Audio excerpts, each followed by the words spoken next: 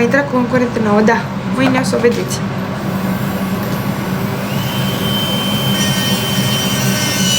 Dar de la SF Mov, mai nu l-am folosit. Mov Special Portocaliu l-am folosit eu.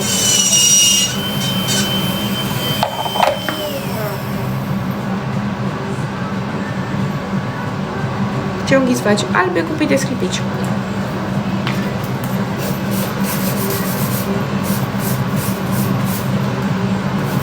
Ce părere ai de Robert? Mai numai ce se vede din emisiune, adică mai are rost să zic ce părere am. Se vede în emisiune, cred că foarte clar.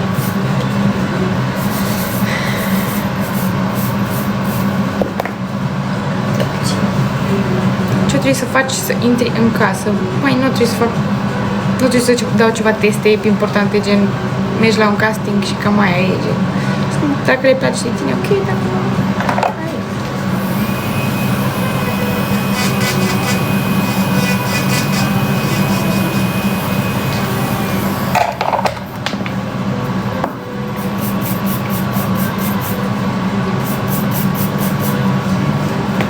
Aș vrea să mă fac iubitul tău când crezi mare. Bună! Să știți că nu mai stau mult pentru că mi se descarcă telefonul și trebuie să închid live-ul. Deci nu mai stau foarte mult, că mai stau până la și jumate, cam așa estimez. Încă vă 10 minute. Câți ani ai? Am 20 de ani. Mulțumesc, Ionuț! Mulțumesc! Ești bine. Mulțumesc! Mulțumesc, Emanuel. Mulțumesc, Alexandru.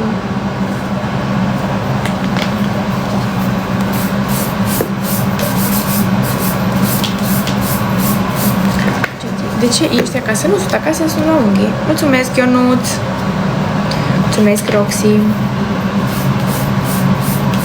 Sunt la unghii. Îmi fac unghiile și după aia mă duc înapoi la hotel. Te potrivit cu Alexandru, semănați mult. S-a văzut azi că te place foarte mult. Mai, acum faptul că semănăm nu înseamnă că ne potrivim, adică îți dau lucruri diferite. Mulțumesc, Carina, mulțumesc, Andrei.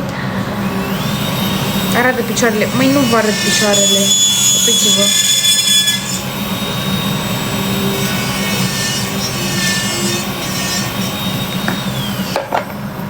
Jacqueline e supărată pe tine? Întrebați-o pe live dacă e supărată pe mine și haideți și spuneți-mi ce zice. Întrebați-o pe live-ul ei, că cred că și ea încă e live. Și să vedeți dacă e supărată pe mine.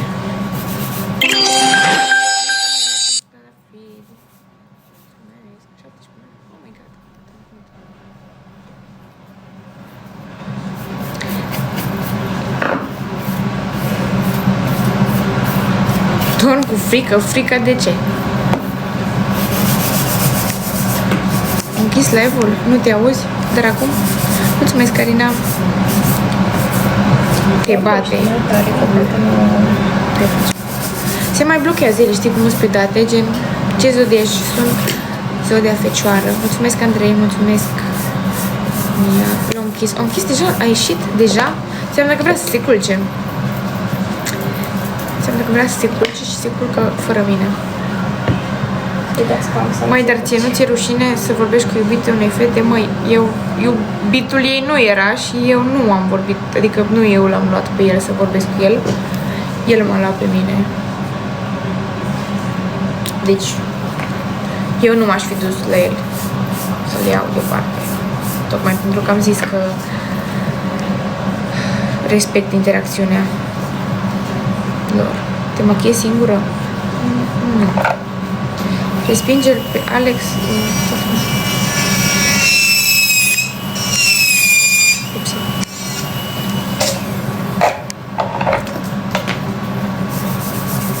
Dar și tu ai un stil de ce, doamna lumii?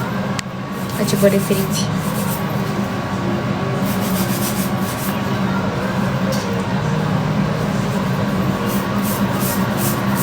Păi n-ați văzut că Alexandru e cel care a luat-o deoparte? Păi da.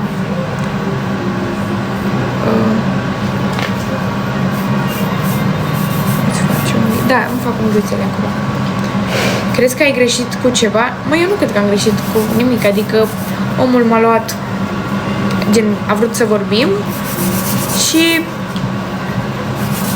până la urmă asta e contextul dat și asta e natura competiției, adică gen să vorbim.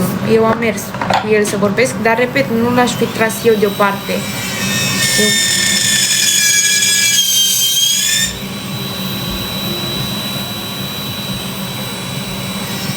Câți ani am? 20 de ani. Deci nu consider că am făcut absolut nimic greșit în chestia asta. Până la urmă l-am ascultat să văd ce a vrut să-mi zică și mai a fost. Cum puneai întrebări.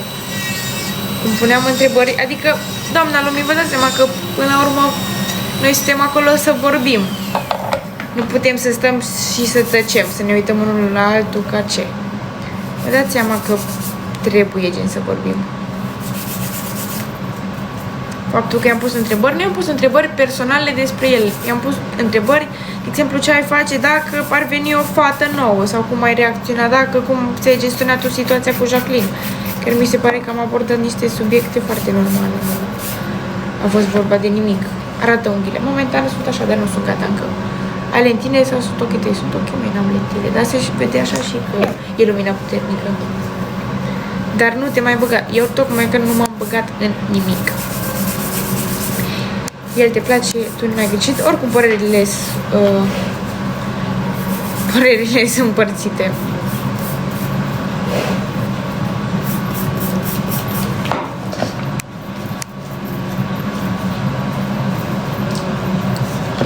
Unghiile la ora asta, pe ce să fac dacă... Ce să facem? Dacă acum s-a putut...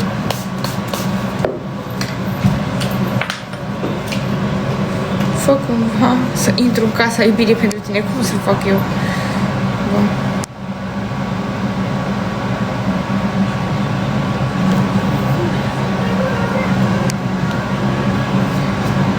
De cât timp ai machiajul de pe față de azi dimineață? Se vede? Așa tare se vede.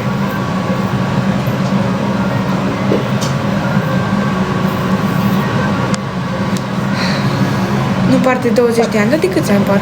Mai mult sau mai puțin? Un pic la cearcă-ne. De câți ani par dacă nu par de 20? 50 minute, ce m-a mersi de pop. Alex, de pop.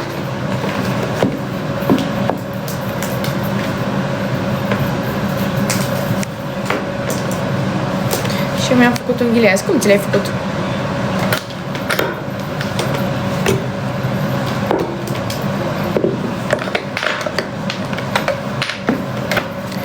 Ce produse ai folosit pentru păr? Căma de la SF. Mulțumesc pentru cadou, Ice Tea. Și nu știu ce. Scria că n-am apucat să citesc.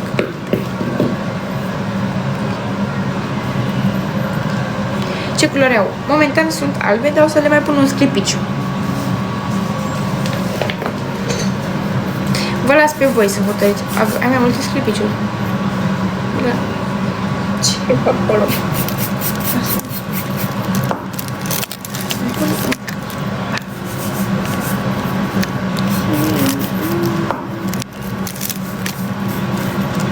Mamă, ăsta-l pun. E ok? Ăsta? Alb? Da. Bun. Ce ți-l să vezi? Sau... Acum mă uit la culori. O vacă, nu mai pot. Picilul ăsta.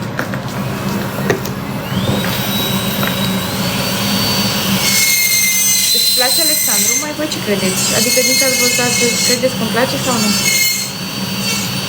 Dan Selat, mulțumesc, Grigore, mulțumesc. Nu te mai justifica la toate țărâncine.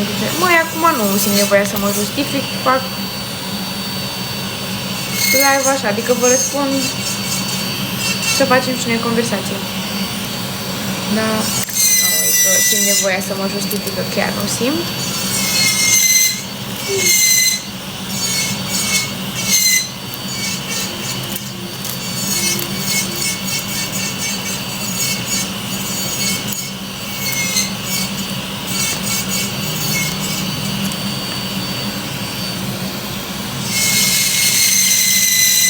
Da, e cu Flexo.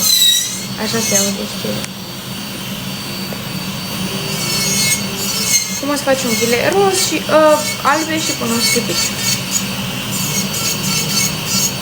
Știi că dacă o lasă pe pentru tine și pentru tine te va lăsa pentru alea, nu? Nu, într-adevăr, chestia asta spune ceva despre cineva, dar n-am spus că... Adică nu se pune problema încă de așa ceva. Ești răutăcioasă. Cu ce, doamna Atena? Ziceam.